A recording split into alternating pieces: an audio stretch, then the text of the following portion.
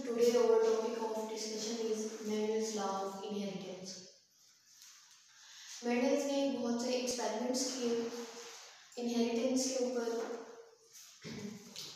इसमें जो अपने पी प्लांट्स के ऊपर डिफरेंट एक्सपेरिमेंट परफॉर्म किए इनहेरिटेंस के बारे में। मेंडल्स ये कहते थे कि ऑर्गेनिजम्स के अंदर कोई ऐसा स्पेशल फैक्टर है जो उनके अंदर ट्रेट्स को कंट्रोल करता है और उसे पेरेंट से ऑफस्प्रिंग में ट्रांसफर करता है। इस जो फैक्टर को उन्होंने नाम दिया वो जीन का नाम दिया कि जीन ही है जिसके जो ट्रेट्स को कंट्रोल करता है और उसे पेरेंट से ऑफस्प्रिंग में ट्रांसफर करता है। अब अपने एक्सपेरिमेंट्स की स्टडी के लिए मेंडल्स ने पी प्लांट्स को सिलेक्ट किया। उन्होंने कहा कि वो कोई भी ऑर्गेनिज्म जिसके ऊपर इनहेरिटेड एक्सपेरिमेंट्स किए जाए उनके अंदर कुछ फीचर्स होने चाहिए और वो फीचर्स कौन से होने चाहिए। पहला तो नंबर ऑफ डिफरेंट ट्रेट्स कि उनके अंदर डिफरेंट ट्रेट्स होने चाहिए। दूसरा कॉन्स्टिट्यूटिंग ट्रेट्स होने चाहिए like tallness and dwarfism. Third कि वो सेल्फ फर्टिलाइज हो लेकिन उनके अंदर क्रॉस फर्टिलाइजेशन भी पॉसिबल हो।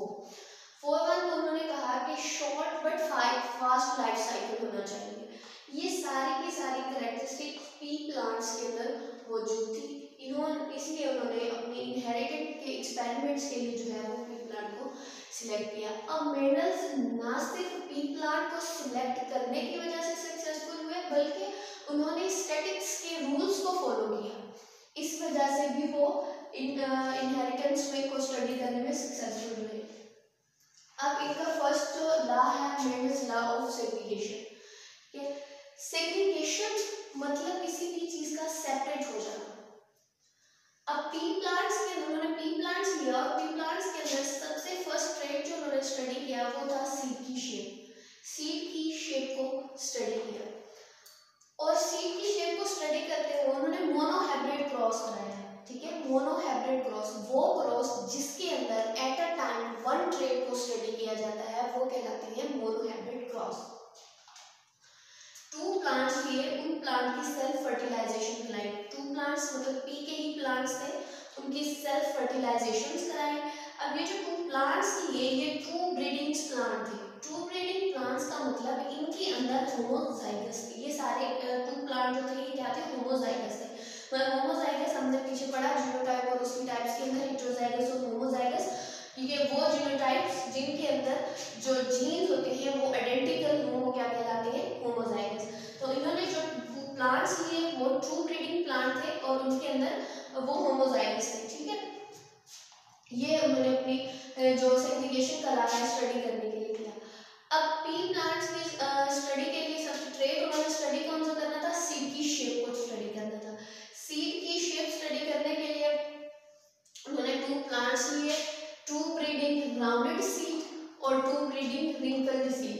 ट्रू ब्रीड मतलब कि होमोजाइगस राउंडेड सीड लिए और होमोजाइगस रिंकल्ड सीड लिए, इनका क्रॉस कराया।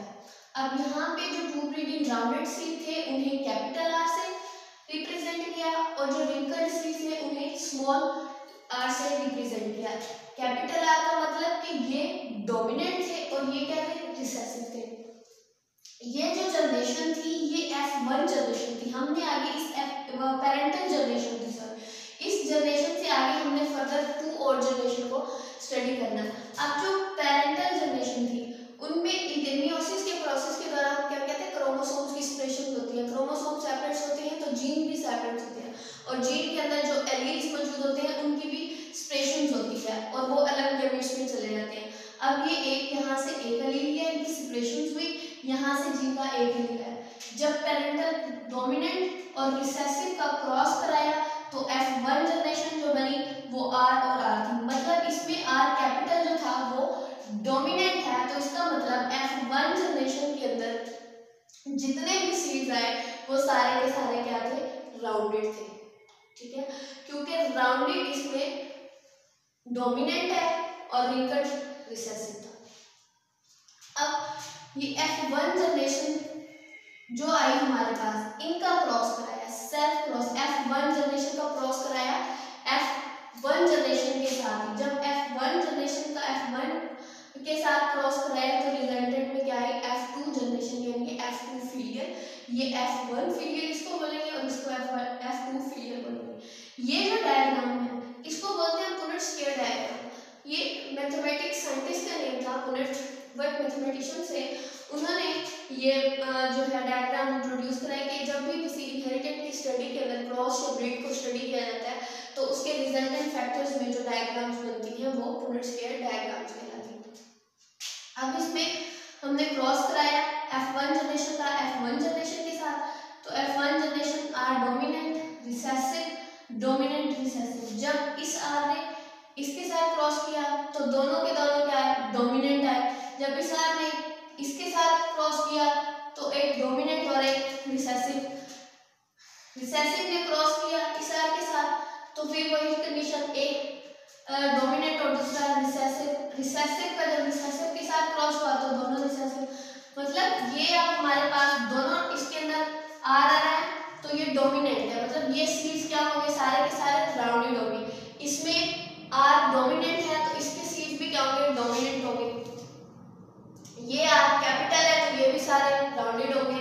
ये दोनों स्मॉल है तो यहाँ पे जो सीड होंगे वो रिंकल्ड होंगे। तो इस डायग्राम से जो हमें रेशो मिलती है वो 3:1 है कि 3 सीड जो थे वो राउंडेड थे और एक सीड जो था वो रिंकल्ड था। अब यही डेफिनेशन देखें लॉ ऑफ सेग्रीगेशन की कि when gametes are formed allele of gene pair gets segregated। ठीक है कि जब गैमेट्स बनते हैं तो जीन्स के जो एलील हैं वो क्या हो जाते हैं, सेग्रीगेट हो जाते हैं। और जब दोबारा गैमेट्स यूनाइट होते हैं तो रिजल्टेंट जाइगोट्स बनता है और जाइगोट्स के अंदर जो जीन होते हैं वो again in the form of pair आ जाते हैं। यही लॉ ऑफ सेग्रीगेशन था। अब मेंडल्स ने टोटल जो प्लांट्स यूज किए थे वो थे 7324। ठीक है, उसमें जो राउंडेड सीड आए वो 5474 और जो रिंकल्ड थे वो 850 थे। इन दोनों की रेशो कितनी आती है, 3:1। नेक्स्ट जो उन्होंने क्रॉस कराया वो इंडिपेंडेंट असॉर्टमेंट मेंडल्स का था। नेक्स्ट क्रॉस जो था वो 2 डिफरेंट ट्रेड्स के मतलब करा, पी प्लांट्स का क्रॉस कराया लेकिन उसमें 2 ट्रेड्स को एट अ टाइम स्टडी किया। जब 2 ट्रेड को एट अ टाइम स्टडी करते हैं तो फिर इस क्रॉस को कहते हैं डाईहाइब्रिड क्रॉस। ऐसा क्रॉस जिसके अंदर एट अ टाइम 2 ट्रेड्स को स्टडी किया जाए वो कहलाते हैं डाईहाइब्रिड क्रॉस। अब इस लॉ में भी एक्सपेरिमेंट को परफॉर्म करते हुए मेंडल्स ने पी प्लांट्स को यूज किया लेकिन इसमें 2 ट्रेड्स को स्टडी किया। वो ट्रेड कौन सी थी, सीड की शेप और सीड का कलर। सीड की शेप, 2 तरह के सीड की शेप कंसीडर की गई, राउंड या रिंकल्ड। जो राउंड था उसको कैपिटल आर से रिप्रेजेंट किया गया और रिंकल्ड को स्मॉल आर से। ये वाला कैरेक्टर जो कैपिटल लेटर में है ये डोमिनेंट था और जो स्मॉल लेटर के अंदर है वो रिसेसिव था। सेकेंड ट्रेड्स, सीड का कलर, येलो कलर और ग्रीन कलर कंसीडर किया गया। येलो को कैपिटल वाई से और ग्रीन को स्मॉल वाई से रिप्रेजेंट किया गया। कैपिटल लेटर वाला डोमिनेंट कैरेक्टर था और स्मॉल लेटर वाला रिसेसिव कैरेक्टर था। अब 2 प्लांट्स लिए जो भी प्लांट्स लिए जिनका क्रॉस कराना था वो प्लांट्स ट्रू ब्रीडिंग थे यानी कि होमोजाइगस थे। इनके अंदर जो जीन के अंदर एलील थे वो आइडेंटिकल थे। पेरेंटल जनरेशन इसके अंदर जो थी RRYY कैपिटल लेटर में थी और इसका क्रॉस कराया सारे स्मॉल लेटर में। इसका मतलब कि पेरेंटल जनरेशन के अंदर राउंडेड और येलो का क्रॉस कराया ग्रीन और रिंकल्ड से। ठीक है, मियोसिस के प्रोसेस में जैसे क्रोमोसोम की स्प्रेशन होती है उसी तरह जीन की स्प्रेशन होती है। जीन्स में मौजूद एलील सेपरेट्स होती है। अब यहाँ पे एलील सेपरेट्स हो रहे हैं। ठीक है, तो इसका क्रॉस कराया इसके साथ। जब पेरेंटल का क्रॉस हुआ, कैपिटल जो लेटर थे ये डोमिनेंट थे और जो स्मॉल लेटर थे ये रिसेसिव थे। जो इनके क्रॉस से जो F1 जनरेशन बनी वो सारे के सारे राउंडेड और येलो थे।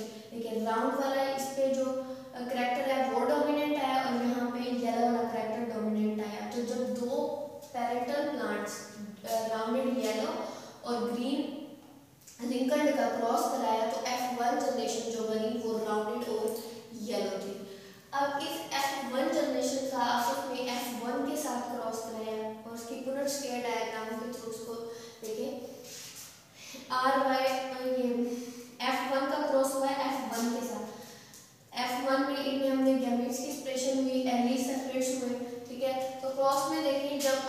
वाई दोनों कैपिटल है, इनका क्रॉस हुआ आर वाई कैपिटल से, तो इसका मतलब इसके अंदर भी राउंडेड वाला जो करेक्टर है वो डोमिनेंट है और येलो वाला करेक्टर भी डोमिनेंट है। तो ये जो सीरीज बना है क्या हुआ, ये राउंड और येलो था। इधर जो करेक्टर मैंने राउंडेड दोनों कैपिटल राउंड वाला करेक्टर ट्रेस डोमिनेंट है तो राउंड है और वाई कैपिटल है तो इसका मतलब येलो है, ये भी राउंड और येलो था। जब इसका क्रॉस इससे कराया तो राउंड और ये दोनों वाई जो थे कैपिटल थे तो इसका मतलब ये भी राउंड और येलो सीट बना। आर वाई का क्रॉस इस वाई से कराया तो राउंडेड वाला करेक्टर डोमिनेंट था, इसका मतलब ये भी राउंड और येलो सीट बना। नेक्स्ट इसका क्रॉस कराया तो राउंडेड और इसमें भी येलो सीट बना कि वाई डोमिनेंट आ गया। इसके अंदर राउंडेड था लेकिन ग्रीन था क्योंकि इसके अंदर दोनों के दोनों जो एलिमेंट हैं वो रिसेसिव है। इसका क्रॉस इससे कराया तो इसमें राउंड और येलो सीड्स बने। जब इसका क्रॉस इसके साथ कराया तो इसमें राउंड लेकिन ग्रीन बने, ठीक है, क्योंकि ये ग्रीन में देखिए ग्रीन वाला करेक्टर रिसेसिव करेक्टर इसमें आया, डोमिनेंट करेक्टर नहीं आया। इसका क्रॉस कराया इसके साथ तो जो सीड्स बना वो राउंड और येलो थे। इसका इसके साथ कराया तो इसके भी सीड्स राउंड और येलो थे। जब इसका इसके साथ कराया तो ये दोनों करेक्टर जो थे रिसेसिव, ये राउंड ग्रीन वाले करेक्टर ज्यादा कलर आया इसके अंदर रिसेसिव है तो ये ग्रीन सॉरी रिंकल्ड और येलो है। और जब इसका करेक्ट इसके क्रॉस के साथ कराया तो ये जो थे ये रिंकल्ड और येलो थे। लास्ट में इसका क्रॉस कराया इसके साथ तो यहाँ पे जो सीड प्रोड्यूस हुए वो राउंड थे और येलो थे। जब इसका क्रॉस इससे कराया तो राउंड लेकिन ग्रीन थे। इसका क्रॉस इससे कराया तो रिंकल्ड लेकिन येलो थे। जब इसका क्रॉस इसके साथ कराया तो ये रिंकल्ड थे और ग्रीन थे क्योंकि इनके अंदर दोनों करेक्टर क्या थे, रिसेसिव करेक्टर थे। अब F1 जनरेशन के अंदर जो रेशो प्रोड्यूस हुई वो 9:3:3:1 थी, ठीक है, कि 315 राउंड येलो सीड्स थे, 108 राउंड ग्रीन और 101 जो थे वो रिंकल्ड येलो थे और 32 जो थे वो रिंकल्ड और ग्रीन थे। अब इसके डेफिनेशन के अकॉर्डिंग कि alleles of gene pair segregate independently, कि जीन के पेयर के अंदर जीन पेयर में जो एलील्स होते हैं वो सेग्रीगेट होते हैं इंडिपेंडेंटली और allele form the alleles of other gain form pair की फॉर्म में, और एलील जब दोबारा कंबाइन होते हैं तो दोबारा वो पेयर्स की फॉर्म में होते हैं। ये थे लॉ ऑफ इंडिपेंडेंट असॉर्टमेंट था। मैंने इसका पहले हमने लॉ ऑफ सेग्रीगेशन स्टडी किया, उसमें हमने जस्ट एक ही ट्रेट को स्टडी किया था, सीड्स की शेप को। उसके अलावा मैंने टार्गेट्स को भी स्टडी किया, वेनेस में प्लांट्स की